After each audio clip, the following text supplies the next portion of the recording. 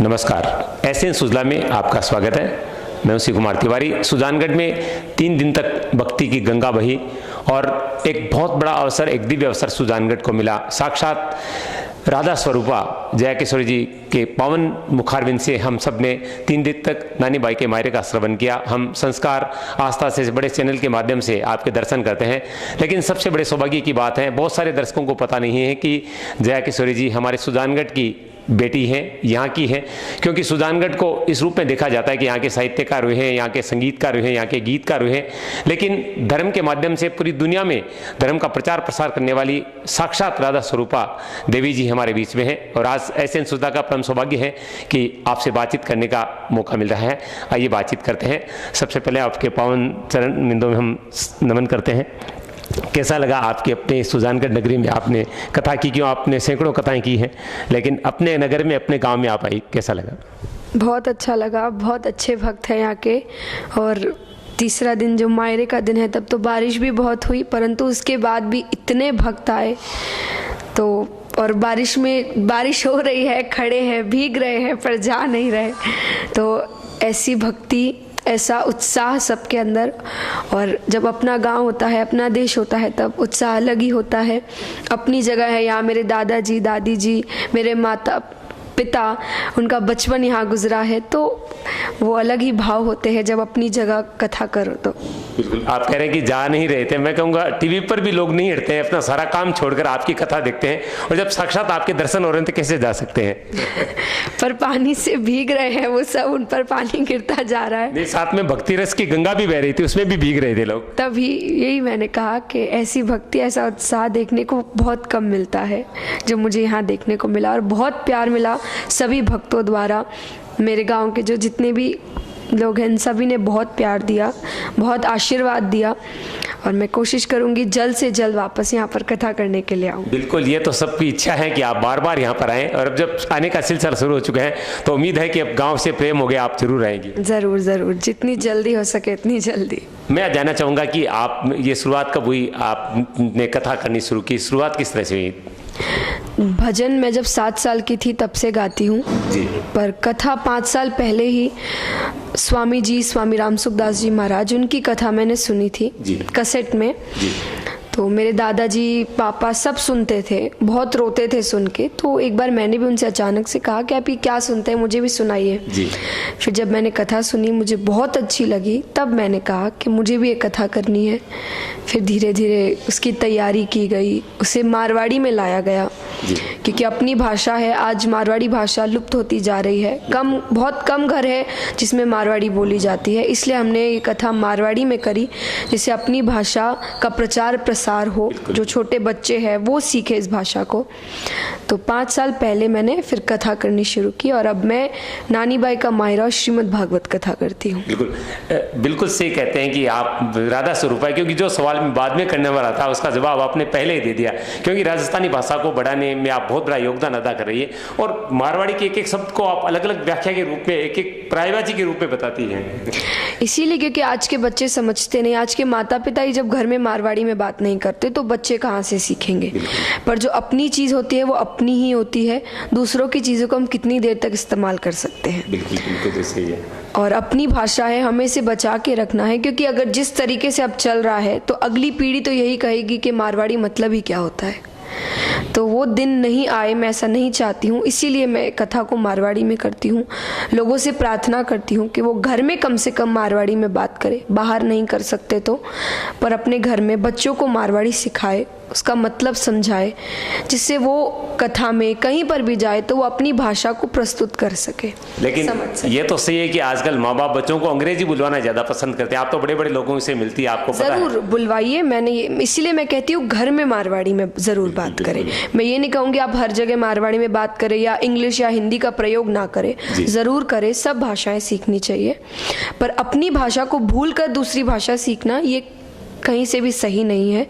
घर में आप मारवाड़ी में बात करें, उन्हें मारवाड़ी सिखाएं कि ऐसा ना हो वो दूसरी भाषाएं जाने पर अपनी ही भाषा को ना समझें। तो इसीलिए बस कम से कम घर में बच्चों के साथ मारवाड़ी में बात करें, मैं बस यही चाहती हूँ। जब पढ़ाई की बात ही चल चुकी है, मैंने सुना है कि आप बहुत इच्छा रखते हैं पढ़ने की, बहुत होशियार भी हैं, तो वक्त मिल जाता है? अभी आप क्या कर रही है, क्या पढ़ रही हैं? मैं अभी फर्स्ट ईयर की स्टूडेंट हूँ, बीकॉम कर रही हूँ जी। और पढ़ाई बहुत ज़रूरी है। देखिए, भगवान जो शिक्षा दे रहे हैं, या मैं कहूँ ये जो कथा है, वो तो सबसे बड़ी शिक्षा है। इससे बड़ी शिक्षा कुछ हो ही नहीं सकती। पर साथ ही साथ जो हमारे स्कूल की शिक्षा हो या कॉलेज की, वो भी बहुत ज़रूरी है आज के ज़माने में। तो मैं लोगों से भी यही कहती हूँ, बहुत जन मुझसे कहते हैं हम आपकी तरह आपके साथ जाना चाहते हैं, हम घर छोड़ देना चाहते हैं। तो नहीं, घर में रहें, सब काम करें, पढ़ाई करें, साथ ही साथ आपकी इच्छा है तो आप ये भी करें, पर पढ़ाई को ना छोड़ें। आज के ज़माने में वो बहुत ज़्यादा ज़रूरी है। आप बीकॉम कर रही हैं, आपको वक्त मिल जाता है पढ़ने के लिए? ज़रूर मिलता है। बच्चे आजकल क्या करते हैं, पढ़ाई करते हैं और साथ ही साथ कुछ ना कुछ खेल वगैरह भी करते हैं। मैं पढ़ाई करती हूँ और कथा करती हूँ, बस। और आप जगह जगह बड़े बड़े शहरों में जाती हैं, विदेशों में भी जाती हैं, तो हमारी भारतीय संस्कृति, हमारे सनातन संस्कृति को, हमारे धर्म को पहुंचाती है। किस तरह की अनुभूति है मन में? बहुत अच्छा लगता है, और बाहर के लोग हमसे ज़्यादा उत्साह से हमारी संस्कृति को अपनाते हैं। आज जो आप इस्कॉन टेम्पल्स देखते हैं, उसमें ज़्यादा से ज़्यादा फॉरेनर्स ही है। हाँ, ऐसा हो रहा है, हम दूसरों की संस्कृति को अपना रहे हैं और वो हमारी संस्कृति अपना रहे हैं। वो संकीर्तन कर रहे हैं, वो भगवान को मान रहे हैं, और हम अपनी संस्कृति को छोड़ते जा रहे हैं। तो बाहर तो बहुत उत्साह है, पर यहाँ भी मैं, जहाँ मैंने आज तक कथा की है, जितनी भी जगह है, सब जगह बहुत ही अच्छे भक्त मिले। तो इसीलिए मुझे आज तक मैंने जहाँ भी कथा की है, मुझे तो बड़े अच्छे भक्त मिले। ऐसा कहीं नहीं लगा कि हमारी संस्कृति लोग छोड़ रहे।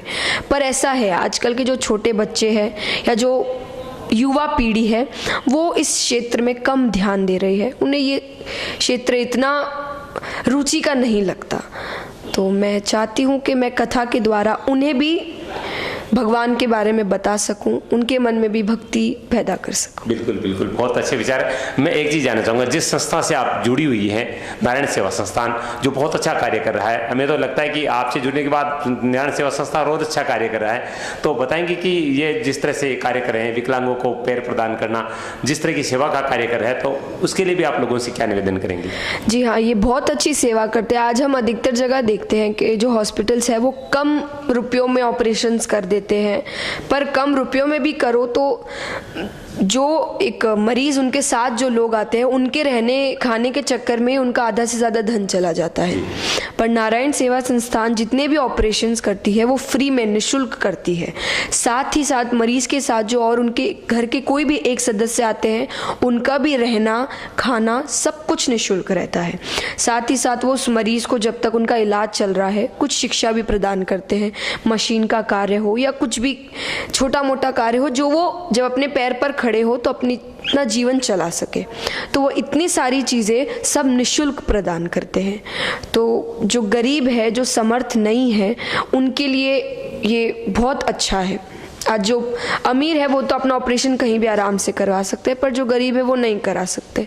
तो उनके लिए नारायण सेवा संस्थान बहुत ही अच्छा कार्य कर रही है, इसीलिए मैं इनसे जुड़ी हूँ। और मैं सबसे कहूँगी, मैं नारायण सेवा संस्थान ही नहीं कहूँगी, मैं कभी ये नहीं कहती आप इन्हीं को सिर्फ दान करें। आप दान करें, किसी भी गरीब की मदद करें। आपको रास्ते में कोई भी गरीब दिखे, आप उसकी मदद करें। आप उन्हें पैसा नहीं पहुंचा सकते, वो विकलांग है, तो बस ये कृपा करें कि आप उन्हें नारायण सेवा संस्थान तक पहुंचा दें या कोई हॉस्पिटल तक पहुंचा दें। आप बस दान करें, सेवा भाव मन में रखें। ऐसा नहीं है किसी एक ही जगह दान करना ज़रूरी है, दान कहीं भी कर सकते हैं। जिनके ऑपरेशन हो चुके होते हैं, आप, मैंने देखा बेटी पे, आप उनसे मिलती है, उनसे बातचीत करती है, उनकी किस तरह के भाव होते हैं जब वो ठीक हो जाते हैं? बहुत अच्छा है, उन्हें अच्छा लगता है जब वो हम खुद समझ सकते हैं, बहुत मामूली से कार्य जो हम सब आराम से कर सकते हैं, वो विकलांग नहीं कर सकते, तो उन पे क्या बीतती है। पर जब वो अपने पैर पर खड़े हो जाते हैं, उन्हें बहुत खुशी होती है। वो ऐसा अनुभव करते हैं कि अब वो अपना परिवार चला सकते हैं। जो छोटे बच्चे या युवा पीढ़ी है, वो जब विकलांग होते हैं और उनके बूढ़े माता पिता उनको गोद में लेके जाते हैं, तो उन पे क्या बीतती है। पर ऑपरेशन के बाद वो बहुत खुश होते हैं कि अब वो अपने माता पिता को आराम करने को कह सकते हैं और खुद घर चला सकते हैं। वो खुशी अलग ही होती है जब वो अपने माता पिता की सेवा कर सकते हैं। तो सब कई रोने भी लग जाते हैं, तो वो अलग ही भाव होता है, तो बहुत अच्छा लगता है। ईश्वर जी, जैसे विकलांगों की सेवा रही, गौ माता की भी बहुत सेवा कथाओं के माध्यम से होने लगी है, लेकिन सबसे बड़ी समस्या आज जो देखा जा रहा है कि माता पिता, जो बुजुर्ग माता पिता है, उनके प्रति लोगों में उपेक्षा का भाव ज़्यादा जाग रहा है। जिस तरह के बुजुर्गों के आश्रम भी खोले जा रहे हैं जो नहीं खुलने चाहिए, हम गौशाला खोलना चाहते हैं और लेकिन ये नहीं खुले, इसके लिए आप लोगों से क्या निवेदन करना चाहेंगे? निवेदन तो यही है, देखिए महाराज, हम जो करेंगे हमें वो वापस मिलेगा। हम अगर अपने माता पिता को कष्ट पहुंचाएंगे तो हमारे बच्चे हमें कष्ट पहुंचाएंगे। वो जब हमारे साथ होगा तब हमें समझ में आएगा कि हमने अपने माता पिता के साथ किया था, इसलिए आज हमारे साथ ये हो रहा है। तो वो हमसे बड़े हैं, ज़्यादा अनुभवी है, हमसे ज़्यादा जीवन देख चुके हैं, वो सही गलत सब जानते हैं। पर मैं माता पिता से भी कहूँगी, जब बच्चे उनसे कोई प्रश्न करें, कुछ पूछे या वो कुछ उन्हें मना कर रहे हैं करने को, तो उसका उन्हें रीज़न दे, उन्हें समझाएं, जिससे माता पिता और बच्चों के बीच एक अच्छा संबंध रहे। आजकल के बच्चे माता पिता को, बहुत कम ऐसे बच्चे हैं जो हम जैसा कहते हैं कि माता पिता भगवान का रूप है वैसा मानते हैं। सब यही चाहते हैं वो दोस्त बन के रहे। तो हाँ, मैं ये नहीं कहूँगी पूरी तरीके से दोस्त बन के उसे इतनी आज़ादी दे दे कि वो गलत कार्य करने लग जाए, पर हाँ कहीं कहीं दोस्त भी बने। और बच्चों से भी निवेदन है कि आप जब माता पिता बनेंगे, आपके जब बच्चे होंगे, तब आपको ज़रूर समझ में आएगा कि उन्होंने आपसे जो कुछ भी कहा था वो क्यों कहा था। और आप बड़े हो रहे हैं पर वो भी बूढ़े हो रहे हैं, तो वो याद रखें, जब आप बच्चे थे तब आप उन्हें कितना तंग करते थे, पर उन्होंने आपको अनाथ आश्रम नहीं भेजा था। उसी तरह वो बूढ़े होने के बाद अगर थोड़ी तकलीफ भी देते हैं तो हम ऐसा नहीं कर सकते कि हम उन्हें वृद्धाश्रम भेज दें। गौ माता की बातें बहुत जगह होती है, संत माता सब कहते हैं, लेकिन एक आज जो सबसे बड़ी समस्या है कन्या भ्रूण हत्या की। आप जैसी दिव्य बेटियों को देखते हैं तो सबकी इच्छा होती है कि हमारे घर में बेटी ही पैदा हो। अब लोगों की सोच बदल भी रही है, फिर भी बहुत ज़्यादा जगह देखा जा रहा है कि अस्पतालों में जांचें हो रही है, बेटियों को कोख में मारा जा रहा है। तो इसके लिए आप क्या संदेश देंगे? संदेश यही है, ये अशिक्षा के कारण भी हो रहा है और हम ये सोचने लग जाते हैं कि शादी कैसे करेंगे, कितना दहेज देना होगा, ये आगे जाके क्या होगा। तो वो मैं सबसे यही कहूँगी, दुनिया हमारे या आपकी सोच से नहीं चल रही, वो भगवान की सोच से चल रही है। उन्होंने अगर आपको बेटी दी है तो सोच समझ के दी है, और एक बेटी अपना भाग्य साथ लेकर आती है। तो आपको चिंता करने की कोई ज़रूरत नहीं कि उसकी शादी कहाँ होगी, कैसे होगी, क्या लगेगा, वो कब हो जाती है हमें पता भी नहीं चलता। वो अपना भाग्य साथ लेकर आती है। आप बस उसे स्नेह दे, प्यार दे, आशीर्वाद दे, शिक्षा प्रदान करे। फिर देखिए, जो बेटे नहीं कर सकते वो बेटियां करके दिखाएगी आपको। बिल्कुल आप कर रही हैं, वो जो बेटा नहीं कर सकता वो आप कर रही हैं, क्योंकि हमारे सुजानगढ़ का नहीं पूरे देश का गौरव आप बढ़ा रही हैं। एक चीज़ देखने की मिलती है कि बेटी पैदा होने का जो सबसे बड़ा डर है दहेज का कारण है। और मैं देख रहा हूँ कि देवी जी आजकल शादियाँ बहुत ज़्यादा खर्चीली होने लगी है। 5-7 साल पहले लोग कहते थे कि अब बेटियाँ नहीं मिलेगी तो शादियाँ बहुत सस्ती होगी, लेकिन अब तो खर्चा बढ़ता जा रहा है। आपको नहीं लगता कि दहेज जो प्रथा बढ़ी उसके कारण बेटियाँ पैदा करने से लोग डरते हैं? कुछ जगह दहेज बढ़ रहा है, कुछ जगह स्टेटस के कारण लोग जानबूझ के ज़्यादा खर्चा करते हैं। उन्हें मैं पूरी तरीके से दहेज नहीं कहूँगी, वो सामने वाला नहीं भी मांगे तो भी हम अपने स्टेटस के चक्कर में धूमधाम से बहुत बड़े रूप से शादी करते हैं।